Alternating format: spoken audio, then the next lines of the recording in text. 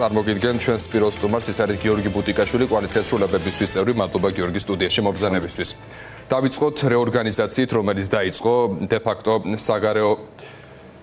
საგარეო საქმეთა სამინისტროში. მაკაბოჭორიშვილმა უკვე ბრძანებები დააგზავნა და უკვე ცნობილია პირველი გადაწყვეტილება. ლიეტუვაში საქართველოს საელჩოს თანამშრომელი გაათავისუფლეს, საელჩოდან გამათავისუფლეს ერთობლივ პეტიციაზე ხელის მოწერის გამოწერს სოციალურ ქსელში გიორგი კობახიძე. რას გვეტყვით ამის შესახებ, რას ნიშნავს ეს პროცესი? მოგესალმებით მესალმები მაყურებელს.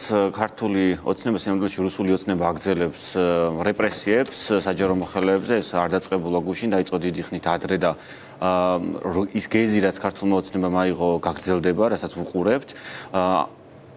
მაკაბოჭორიშვილის გაცხადებული მიზანი მაკაბოჭორიშვილის ჩანს უკვე მის განცხადებებშიც და ეს ქცევაშიც გადაიზარდა.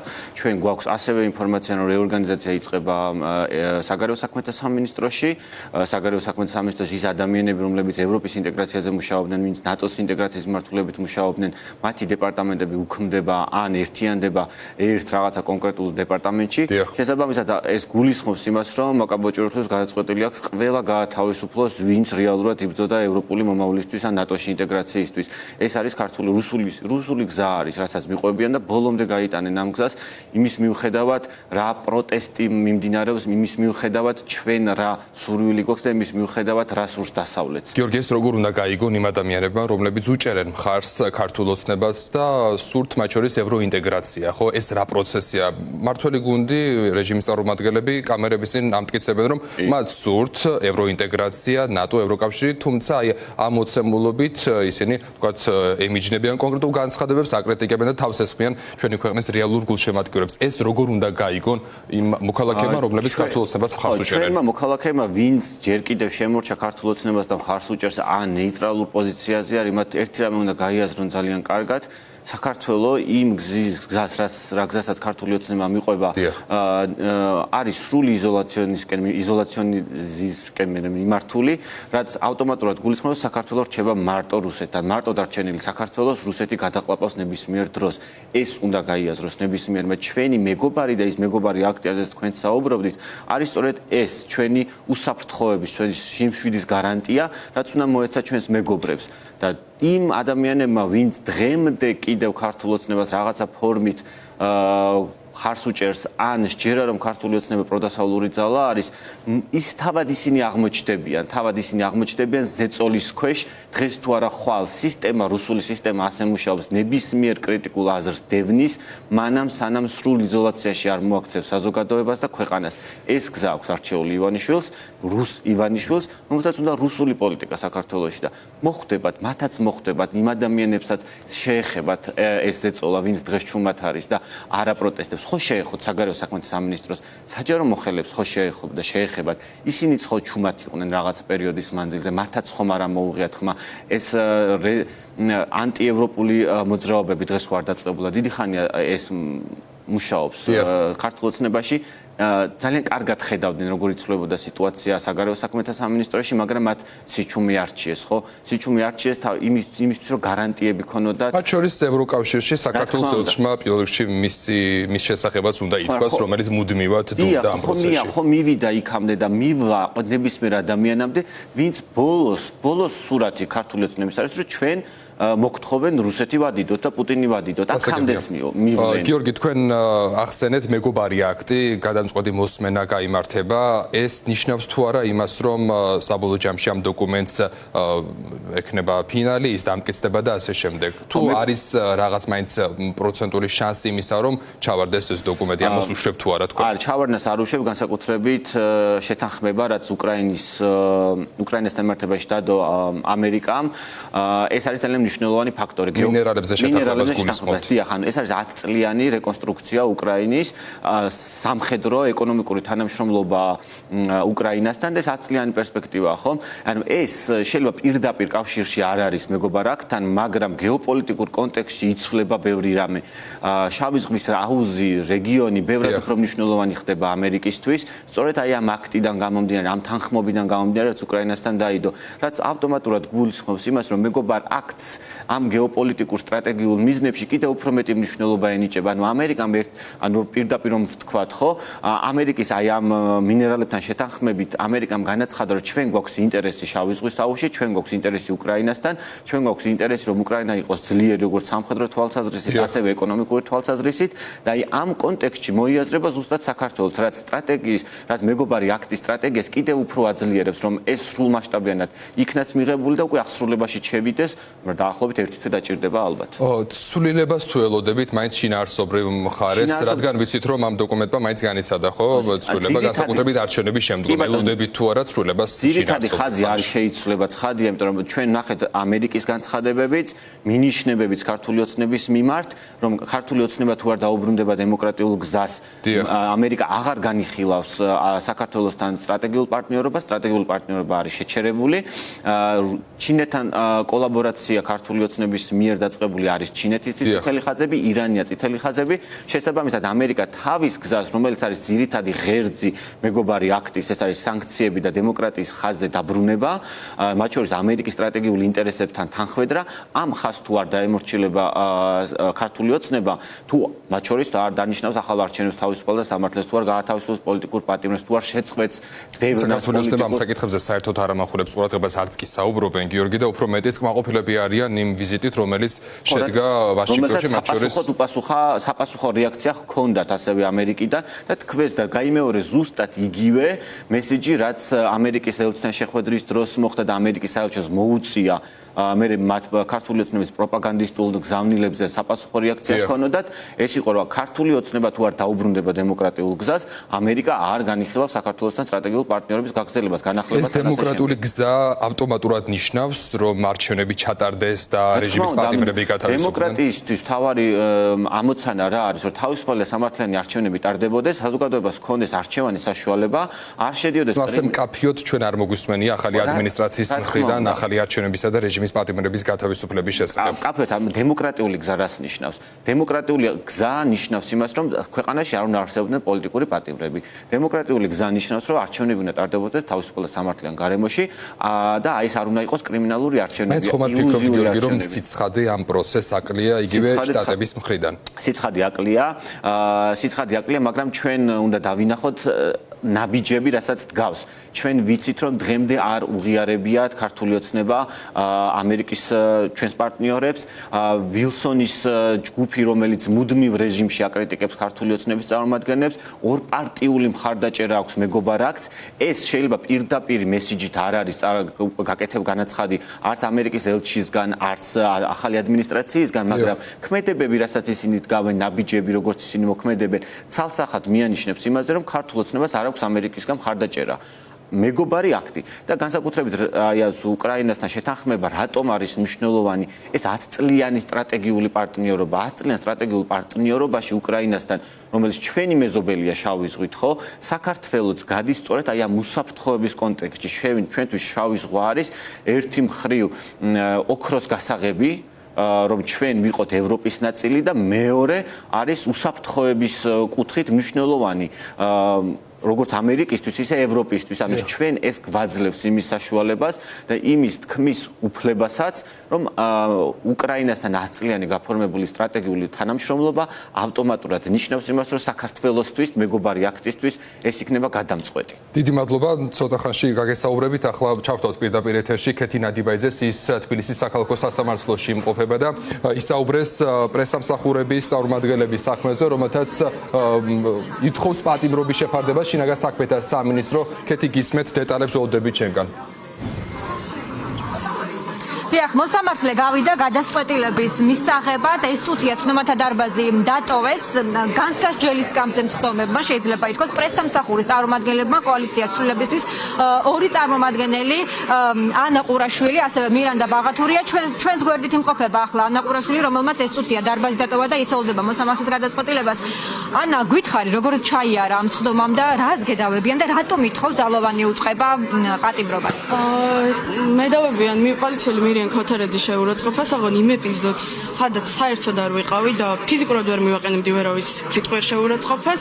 პატიმრობა მოითხოვა, იმიტომ რომ მაქვს რამდენიმე ჯარიმა უკანონოდ გამოწერილი, რა თქმა უნდა, გზის გადაკეტვაზე და მაგით დაადგინეს როგორი ადამიანი ვარ, ზოგადად რომ კანონდარღვევი ვარ და მაგით ითხოვენ პატიმრობას.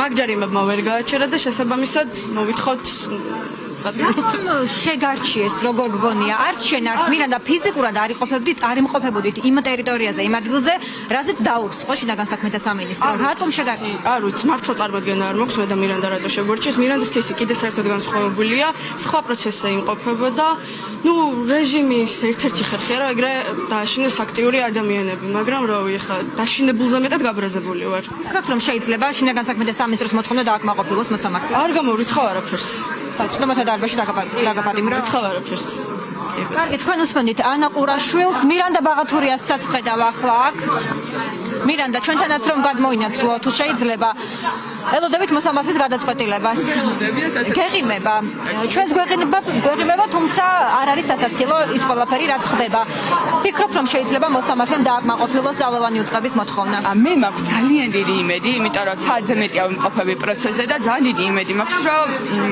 მოსამართლე არ დააკმაყოფილებს გულწრფელად გეუბნებით მტკიცებულება არ არსებობს რამე თუ ვჩანვარ ან ჩემი ხმა ისმის უბრალოდ არც კი ვჩანვარ არც ერთ მტკიცებულებაში მეტიც შინაგან საქმეთა სამინისტროს მოწმეები ვერ მადებენ ხელს პირდაპირ ვერ მადებენ და ყველა ამბობს რომ აი ეზოში დამინახეთ აბსურდია რა ეხა ჩემი რა ვიცი მე რო ადმინისტრაციული პატიმრობითი გამიშვენ რას მოიგებენ ზოგადად რა იქნება მიღწევა უნდა ამით რატომ შეგარჩია რომ მაგ დღეს საბასხვიტაძის საქმე იმდენად რეზონანსულია რომ მაგ დღეს როცა მირიან ქავთარაძე იკითხებოდა რა ბუნებრივია იყო ეს აყალმაყალი აი ესე არ აინტერესებთ ყველას დასჯამუნდათ მეც მეტნაკლებად ცნობადი სახეობა უბრალოდ დაიმთხო რომ ნიკა გვარამიას პროცესი იყო თორემ მე საერთოდ არ ვიქნებოდი სასამართლოში მაგ დღეს და რადგანაც რაღაცა ვიღაცა მეზოში მერე დამინახა გადაწყვიტა რომ აი ეს დაუძახებ და მოდი ჩავწერო აი ეს არის მთავარი ამბავი მართლა ეს არის მთავარი ამბავი და პრეცედენტია იმის რომ არავი ეხა რა ორ ქალს თუ ჩაგვსვამენ პატიმრობაში მეც მართლა მეცინებ იმიტომ რომ არ ვიცი რა უნდა ვთქვა რა აი ესე ხისტად ითხოვს შესს რომ ესენი უნდა ჩავსვათ ციხეშია და მადლობა მირანდა ვნახავთ რა გადაწყვეტილებას მიიღებს სასამართლო კოალიცია ცვლილებისთვის პრესამსახურის წარმომადგენლებს შინაგან საქმეთა სამინისტრო ედავება პოლიციელ მირია ქავთარაძის შეურაცხყოფას რომელიც არის საბასხვიტარიძის საქმეზე დაზარალებულად ცნობილი პოლიციელი როდესაც ის გამოკითხვაზე სასამართლოში იმყოფებოდა აქ იყო შეხლა-შემოხლა ხმაური და სწორედ აი ამ ეპიზოდს ედავება შინაგან საქმეთა სამინისტრო რომ მათ შეურაცხყოფა მიაყენეს პოლიციელს თუმცა ისინი ამბობენ რომ არც ერთი მათგანი არ იმყოფებოდა შემთხვევის ადგილზე იმ მომენტში რაზეც დაობს შინაგან საქმეთა სამინისტრო ის ითხოვს პატიმრობას ორივეს შემთხვევაში ახლა მოსამართლე გასულია გადაწყვეტილების მისაღებად და ნახავთ რა გადაწყვეტილებას მიიღებს არ არის გამორიცხული რომ პრესამსახურის ორი წარმომადგენელი მირანდა ბაღათურია რომელიც ჩემი კოლეგა იყო ის ჟურნალისტია და ანა ყურაშვილი ხდომათა დარბაზშივე დააპატიმრა მადლობა ეს კეთი ნადიბაიძე იყო სასამართლოდან გვერდებოდა პირდაპირ ეთერში გიორგი თქვენი კოალიციის წარმომადგენლები არიან ეს ადამიანები რომელთა მიმართაც შინაგან საქმეთა სამინისტრო ითხოვს პატიმრობის შეფარდებას თქვენი აზრით ამ მოთხოვნას შუამდგომლობას დააკმაყოფილებს მაინც სასამართლო თუ ეს არის რაღაცნაირად იმიტაცია და შემდეგ მოსამართლემ თქვას რომ არ აკმაყოფილებს ამ შუამდგომლობას რა ტიპის გადაწყვეტილებას ელოდებით პარტიაში გადაწყვეტილება შეიძლება მიიღოს რუსულმა რეჟიმმა რაც საზოგადოებას დააშინებს ქართულ ოცნებას მეტი არაფერი აღარ დარჩენია გარდა იმისა რომ საზოგადოებას შეაშინოს თუმცა იმას ვერ ხვდებიან რომ ჩვენ არ ვართ რუსეთი ჩვენ არ ვართ რუსები იმიტომ ისინი ხო არ იყენებენ ქართულ მეთოდებს ერთ-ერთი აკოპირებენ ყველაფერს რაც რუსეთში ხდებოდა ხო ანუ რუსულ წიგნს მიყვებიან ზეწოლის და манипуляციების ამიტომ ის არ მუშაობს საქართველოში ნახეთ ანას განცხადებაც რა იყო ანუ კი არ შეშინებული კი არა გაბრაზებულია და ეს ბევრად უფრო მეტად აბრაზებს საზოგადოებას ვიდრე აშინებს და ამ პროტესტის ამდენი ხნის გაგრძელებით ჩვენ ნახეთ რომ ეს არის ბრაზის გამოხატულება და არა შიშის ხო ვის შეეშინდა 150 დღეზე მეტიათ პროტესტი მიდის იგეგმება დღესაც დიდი პროტესტი საჯარო მოხელეების ანუ შიშით შეშინებული ადამიანები დღეს პროტესტს არ ჩაატარებდნენ და ამ სასამართლოში არ მივიდოდნენ მეგობრების დასაცავად და მეგობრების გულშემატკივრობისთვის. რუსული რეჟიმია. რუსულ რეჟიმს ჭირდება რუსული პასუხი. რუსეთს ესმის მხოლოდ ძალის და ჩვენ სწორედ ეგ გვჭირდება, რომ ჩვენ უნდა ვაჩვენოთ ძალა და მე ახლა მოვითხოვე იმ მოსამართლეების და ასევე იმ ცრუმოწმეების სახელი და გვარები ყველაფერს გავაკეთებ იმისთვის, რომ ამ ცრუმოწმეებ პოლიციელები არიან ვინც არიან შეეზღუდოთ ევროპაში გადაადგილება, იმიტომ რომ მათ ყავთ ოჯახის წევრები იქ, მათ ყავთ ნათესავები, რომლებთანაც ერთად მოგზაურობენ და დადიან, ამიტომ ის პრივილეგია, რაც ევროპისგან ჩვენ გვაქვს, მათ რუსული რეჟიმის წევრებს არ უნდა ჰქონდეთ და ამისთვის ყველაფერს გავაკეთებთ. დღესვე მექნება კომუნიკაცია ჩვენ დასავლეთ პარტნიორებთან. კი ბატონო, დასავლეთი და პარტნიორები ახსენეთ და ევროპის სახალხო პარტია მოითხოვს ივანიშვილის ქართულ ბანკი გაითიშოს SWIFT-დან და ასევე დაიბლოკოს ვიზა და მასტერკარდები. მსგავსი პრაქტიკა თუ არსებობს ევროკავშირში და რამდენად ელოდებით ამ გადაწყვეტილებას, მაინც ეს არის დაშინების პოლიტიკა თუ მაინც ერთსულოვნება არის საჭირო ევროკავშირში ამ მიმართულებით? ცხადია, ერთსულოვნება არის საჭირო, მაგრამ ყველაფერი იწყება ნაბიჯებით, რომელიც უნდა გადაიდგას. IPP-ის ეს განცხადება იყო ძალიან მნიშვნელოვანი პროცესის დასაწყებად და ქართულ ბანკიც არის ერთ-ერთი მნიშვნელოვანი, როგორც საქველმოქმედო ფონდი ასე გადააკეთა. ეს ერთ საქველმოქმედო მიმართულებას, ვინც ხალხს ეხმარება, იმათ იჭერს და აყადაღებს და თავის საქველმოქმედო ფონდს იყენებს საკუთარი მიზნებისთვის, ხო? ამიტომ ის აუცილებლად დასასანქცირებელი არის და სანქცია უნდა შეეხოს, ცხადია, SWIFT-ი უნდა გაითიშოს და ეს პრაქტიკა არსებობს. რუსეთთან მიმართებაში არსებობს, ბელორუსთან მიმართებაში არსებობს. ევროკავშირს არ ჭირდება და არც ამერიკას გამოიგონოს ახალი ველოსიპედი, ვინაიდან ეს პრაქტიკა უკვე არსებობს და შეუძლია ძალიან მარტივად თუმცა ამის წინააღმდეგ იქნება დიდი ალბათობით უნგრეთი, სხვა ქვეყნები და ამ გადაწყვეტილება ნაკლებად სავარაუდოა. კი, სავარაუდო რთული გასაკეთებელია, თუმცა საფინანსო ორგანიზაციებს ეს შეუძლიათ და ჩვენ სწორედ ამიტომ დღესაც გადავწყვიტეთ, რომ ერთობლივად ოპოზიციურმა ლიდერებმა ერთობლივი წერილით მივმართოთ ყველა საფინანსო ბანკს, რომ დასანქცირდეს ივანიშვილის ქართულ ბანკი გაითიშოს SWIFT-ისგან. ეს არის მნიშვნელოვანი. ყველა ბიზნესი, ვინც ამ რეჟიმს აძლიერებს, ვინც ადამიანის უფლებების შელახვაში არის პასუხისმგებელი, მათაც პასუხისმგებლობა ხო უნდა გაიზიარონ. რაღაცა ფორმით მათაც ხო უნდა შეეხოთ. ეკონომიკური კრიზისი კი შეეხებათ მათ რაღაც ეტაპის შემდეგ, მაგრამ საჭირო არის მათი სრულად ჩახსნა იმ ბენეფიტებიდან, რასაც იღებენ დასავლეთისგან. კი ბატონო, და მკითხავთ ასევე თქვენი კოალიციის ერთ-ერთი ლიდერი ელენა ხოშტარია გუშინ ესწრებოდა ელჩებთან შეხვედრას. ეს არის წინააღმდეგობის პლატფორმა, რომელსაც ლიდერობას უწევს საქართველოს მეხუთე პრეზიდენტი სალომე ზურაბიშვილი და თამარ ჩერგოლეიშვილმა ესეთი რამ თქვა, რომ აი ელჩები დაინტერესდნენ, რამდენად ხართ თქვენ ოპოზიცია მზად ახალი არჩევნების დანიშვნის შემთხვევაში, რომ მიიღოთ მონაწილეობა, გაუწიოთ წინააღმდეგობა. როგორია ამ თემაზე თქვენი პოზიცია? კიდევ ერთხელ რომ განვმარტოთ ფორმულას აუდიტორიას და ახლა როგორ გამოიყურება ოპოზიციური ველი, რამდენად უწევთ თქვენ წინააღმდეგობას, სათანადო წინააღმდეგობას რეჟიმს? ჩვენ ეს პროტესტი რაც არის, სინამდვილეში ეს პროტესტი არ არის ლოკალური, ამიტომ კარგი იქნება თუ ჩვენ ვისაუბრებთ ზოგადად წინააღმდეგობას და წინააღმდეგობას ბევრი შრი აქვს. ერთ-ერთი შრი არის ის ლოკალური პროტესტი, რაც ხდება ქუჩებში, მაგრამ წინააღმდეგობას არის ერთ-ერთი მეორე მნიშვნელოვანი პოსტულატი, სწორედ არჩევნებისთვის მზადება და სწორ გზაზე დგომა. სწორი გზა რა არის? სწორი გზა არის ევროპული გზა. სწორი გზა არის ჩვენი ამერიკული მეგობრებთან ურთიერთობის გაგრძელება და სტრატეგიული პარტნიორობის აღდგენა. ახალი არჩევნებისთვის გამზადებული გვაქვს ჩვენ სცენარი, როგორ უნდა წარიმართოს ახალი არჩევნები. ამაზე ოპოზიცია შეთანხმებული არის ერთობლივად, ალბათო სალომეს ფორმატის ფარგლებში. მთავარი რაც არის ის CESCO, რომელიც არსებობს, რომელიც კიდევ უფრო ტირანული გახდა, კიდევ უფრო უარესი წესები მიიღო იმისთვის, რომ არჩევნებს ვერ დავაკვირდეთ. CESCO-ს ცვლილების გარეშე არანაირი ახალი არჩევნები, არანაირი თვითმმართველობის არჩევნები არ იქნება, ყველაფერი იქნება იმიტაცია, ყველაფერი იქნება კრიმინალური არჩევნები. ამიტომ ამ არჩევნებში მონაწილეობა, რომელიც ის CESCO განახორციელებს კალანდარაშვილის CESCO, ეს კალანდარაშვილი არ არის ერთი ადამიანი, ხო? მთლიანი სისტემა არის ცენტრალური საარჩევნო კომისიის.